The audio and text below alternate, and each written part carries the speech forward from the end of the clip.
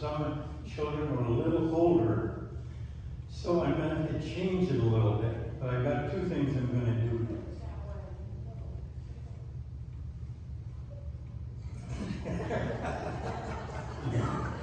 I'm going to answer for all of them? Oh, okay. When you're familiar with Christmas, right? You know about Christmas? Christmas is the day when we celebrate the day Jesus was born, and we give presents to each other to kind of celebrate people giving presents to Jesus when he was born. But we have to get ready for Christmas. It just doesn't happen, does it?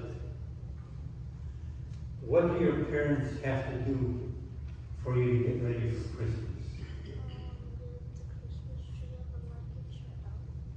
Get the Christmas tree up, and what else? Hang the stuff on the tree. Put the lights on the tree. And what about what goes under the tree? And who are they for? They're for all of the people. Okay. That's very good. So you understand that if whenever you do something good, whether it's going to have Christmas or coming to church, well, let's take coming to church. When you get ready for church, what does your mother and father do? Make sure you get dressed, right? In the proper clothes. And that you come with an idea that you're going to have a good time here and you're going to have a children's service. What did she say? She says, I have brown eyes like her. Oh. That's good. That's good. I don't know how to apply that to getting ready, but it's okay. Are you twins? You are. Okay. Anything else you'd like to contribute? Okay, I'm going to do something that I really haven't done before in a children's service. You remember there's two girls, the bigger girls that are always here practically, McKenna and Riley. And they're not here today because their mom's been very sick. She's been so sick that she couldn't stand up and walk. She's really, really not feeling very well, and she's going to have more tests tomorrow. So I'm asking if you will fold your hands and pray with me for McKenna and Riley's mom, okay? Dear God, we are just children of yours. And the children that are usually here are not here because they've got a very sick mom. And we would ask you, please, to make her mom well. When she goes to the doctor tomorrow, they will find out what is wrong, and that you will keep her in your care. We ask you this because we care about each other and we love each other, both as children and as adults. Amen. Thank you for joining in the prayer. And now, give a bag of candy.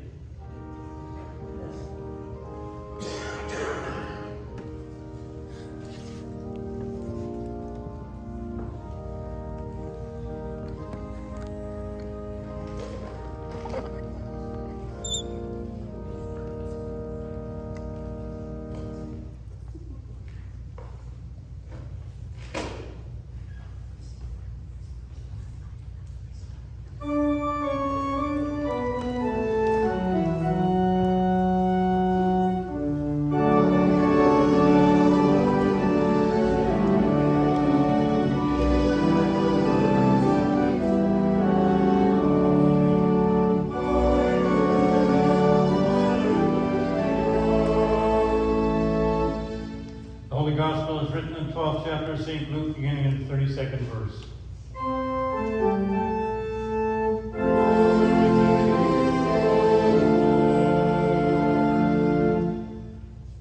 said, "Do not be afraid, little flock, for it is your Father's good pleasure to give you the kingdom. Sell your possessions and give alms. Make purses for yourselves that do not wear out, an unfailing treasure in heaven, where no thief comes near and no moth destroys. For where your treasure is, your heart will be there also. Be dressed for action and have your lamps lit. Be like those who are waiting for their master to return from the wedding banquet, so that they may open the door for him as soon as he comes in and knocks. Blessed are those slaves whom the master finds alert when he comes. Truly, I tell you, he will fasten his belt and have them sit down to eat, and he will come and serve them. If he comes during the middle of the night or near dawn and finds them so, blessed are those slaves. But know this, if the owners had known what hour the thief was coming, he would not have let his house be broken into. You must also be ready. The Son of Man is coming at an unexpected hour." Here ends the gospel for the day.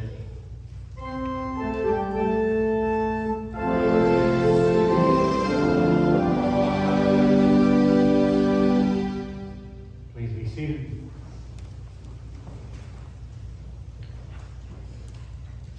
I think that every person that I've ever met, during the course of conversation,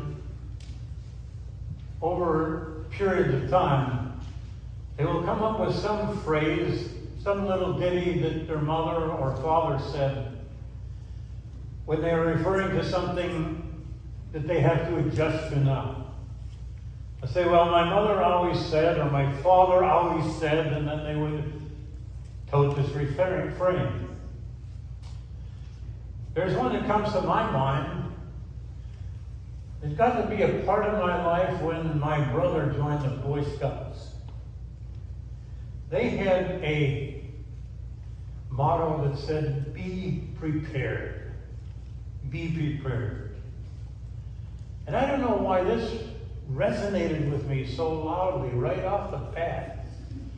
But I talked to my mother about that. And she said, if you're going to have anything accomplished in life that goes well, you're probably going to have to prepare for it. Because to the amount that you prepare for something, that'll probably be the amount of success you get. So the text this morning really resonates that little motto. Be prepared. Be prepared. Stay awake. Well, what should we be prepared for? First of all, I think we have to be prepared for all the little things that we are involved in on a daily basis. The ordinary things of life. Because all things are a process. And unless you have a goal, something in mind that you want to accomplish, some relationship that you want to establish, some occupation you want to occupy, it takes preparation. People are so concerned about the school systems. Why? Because this is a time of preparation for their children's lives. So much of what they will become and think and how they will act will depend upon their education in school.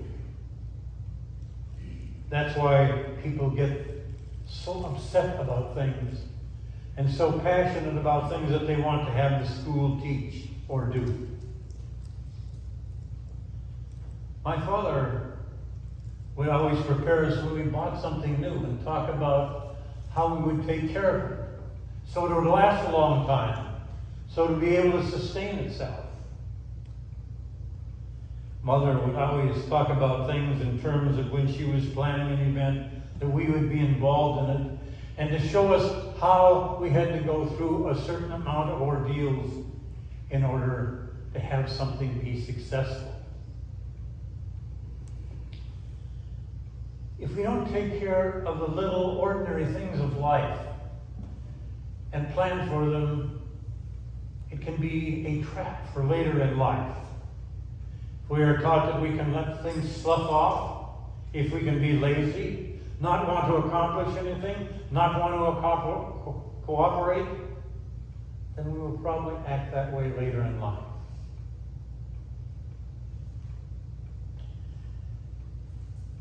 In the Old Testament,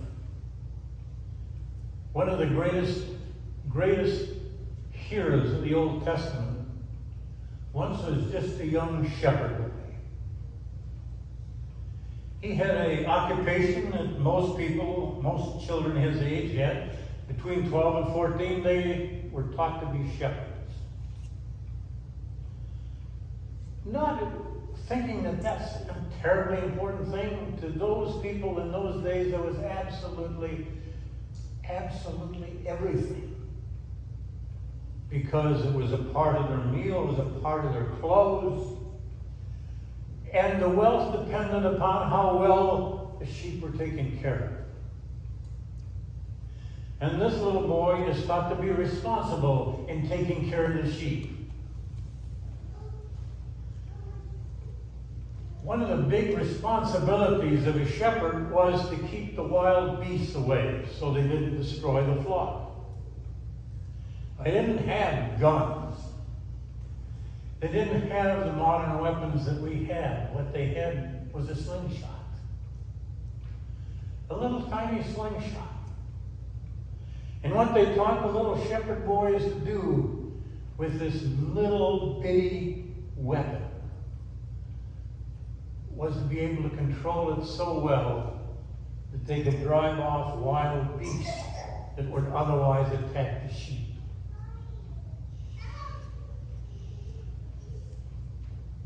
When Samuel, the prophet, comes to David's father, he's looking for someone to serve as a king after Saul leaves. Saul is now in disfavor, both with God and his country. And Samuel, the prophet, is set out to find a new one to reign after him. And he goes to the household of Jesse, and he talks about the fact that he needs somebody that is powerful. This is a powerful family. I want to talk to your children, every one of them. And so Jesse, as a proud father, is bringing in his children, his boys, one by one. And Samuel says, no, this one doesn't have it. I mean, he's just children. He gets down and looks like he's at the end of the rope, and he says, you have any more children? Any other boys? Yes, we have David. He's just a kid. He's a shepherd. He's not king material. Jesse says, bring him in. And so, in comes David. And Samuel talks to him, and he says, I'm going to anoint you the next king. But there is a problem in the land. The Israelites are kind of governed by the Philistines. And they have a giant whose name is Goliath that challenges anybody in the kingdom of Israel to a duel to see who will reign. The Philistines or the Israelites. The Israelites say, we don't have anybody that can fight him. And David pops up and says, I can do it. How can you do it? You're 5 feet tall. This giant is twice your size. Everybody in the whole kingdom trembles when he comes. David says, I can do it. He had been so skilled with the art of slingshot that he knew exactly the vulnerable part of every body, of every beast. And because of his adeptness and his training in the ordinary things, his daily things, he is able to slay the giant and become the next king. Little things mean a lot. Prepare yourselves well for all the little things in life that are so ordinary. The second thing you have to be prepared for is adversity. We live in a sinful world. Bad things will happen. Bad things will happen to good people. There will be unexpected illness. There will be death. There will be Uvaldes. There will be Sandy Hook. We can't get away from it. And it makes me a little upset when I see these people, these narrators on television, saying we got to do this so this never happens again. As if sin can be stopped. We cannot ever guarantee that something will never happen again. But what we can be is ready to be prepared for adversity.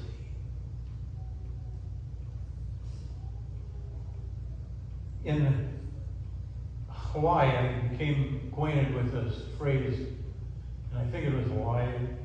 It's the 100-year flood. And all houses had to pass this test of being not vulnerable to some cataclysmic event that would happen once every 100 years. And you would pass your housing certificate on whether you could pass the 100 years test. I thought that was very perceptive. We've got to prepare ourselves for the absolute worst that can happen. And that bodes well for the world as well as real estate. When you go into the special forces, it is a mark of honor. But the mark of honor is that you will be acquainted with every possible terror that will be laid upon you if you are captured by the enemy. Waterboarding, all kinds of torture. I am selected to do this because I will be involved in those operations that will keep liberty strong for all this nation. The mark of honor is to be acquainted with all kinds of adversity, because then you can persevere. When David met his adversity, he wasn't prepared. He had a temptation and he fell like a rock. And it divided his whole household, where later his children raised up an army to defeat him, to drive out their father. David didn't prepare well. We have to be prepared in the ordinary things of life. We have to be prepared for adversity. We also have to be prepared for all the wonders and glories that God can give us. We talk about Christ coming. And that's a part of this text today. And one of the things I want to do is talk to you about Christ coming again, because he will, the Bible says it will, and do it in a way not where like you hear generally, where you better shape up or God's coming and he's going to get you.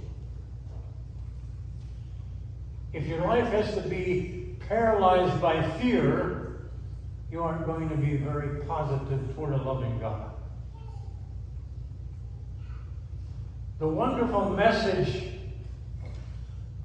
of the risen Christ is that he will come again and raise us to all eternity. It is not something to be dreaded. It is to be something looked upon as the outpouring of God's richest grace. And yes, we had to do it again this week, when we lost one of our dear members who stood at the door and greeted everybody just about every Sunday. And we talked about Don. His preparation is ready. It's been about a year. He's been preparing for this. But it wasn't received now with terror or undue sadness, but a reassurance that he had no more pain. And he is in the company of God's elect. Not because he was so good, but because God accepted him. And the faith was secure. I'm so grateful for the way my mother prepared us for death. Because my dad had about 6 months where he was really on a downhill slope. And Mother talked about what would happen. And when the day came, when she had to come and tell us, your father has died, she was able to say, your father went home with God today. We didn't hide the casket. The casket in those days were placed in the home. We had the family service with the casket in the home for 2 days. And we walked by my father. And Mother would always say, isn't your father in peace? No more suffering. He's with God. And so, we are told today to be prepared. Prepared, not to scare us into doing something right, but to motivate us into doing something loving for each other. And to understand that we prepare this place as a preparation for the next place where God also is King, and make His glories known to all of us. Yes, Christ is coming again. Maybe in our lifetime, maybe not. But He is coming. But look forward to it. Like a king coming to your house. Not as some jailer who wants to penalize you and punish you. Just a footnote. In the church, we have to be prepared too. Prepared for the church reigning triumph. Preparing for this church to be something better than it is now. Because I see so many people giving up on their church. In our deanery meetings, people have already committed their congregations to extinction. Not how can we make it live again, but how do we savor it till it dies. This church can have a wonderful future. But it is only in preparation for things that will enhance God's glory, make us more resilient in our worship, and be a witness to more people. Be prepared. That's the text. That's the meaning of the text. And it's a good one to have. Be prepared in your ordinary events. Be prepared for adversity. Be prepared for the gracious, glorious of God's coming. Amen. Sermon hymn, Blessed Assurance, 638. 638, stand as we were.